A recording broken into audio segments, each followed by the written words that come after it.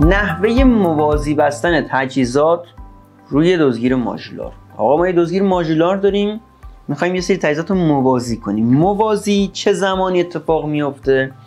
ببین شما یه جایی مثلا 2 تا سنسور داری، خب میخوای مثلا خطا بیاد پایین، میخوای مثلا یه جورایی ریسکو بیاری پایین، فاصله ای میخوای بهشون بدی که اگر همزمان 2 تا چیز همدیگه رو سنس کردن صدای دزدگیرمون در میاد، مدارمون باز بشه. بعد از قابلیت موازی کردن استفاده کنیم و اینجوریه که 2 تا همزمان باید مدارشون باز بشه.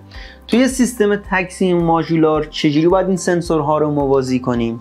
ما میایم سنسورهامون رو میبندیم حالت عادی، یعنی مثبت منفی رو قاعدتا باید ببندیم، تریگ مثبت و منفی رو انجام میدیم، مثبت منفی که میخوایم حالا هر چیزی که از تعریفش میکنیم، تقسیم رو میاریم بیرون.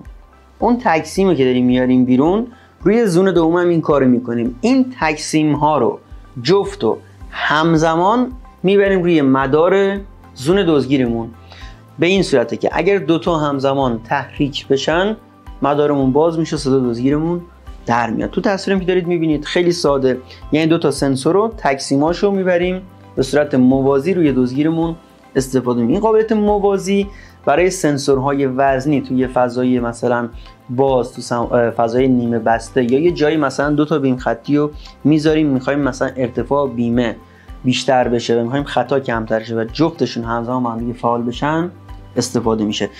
پس این شد موازی بستن تجهیزات روی دزدگیر ماژولار.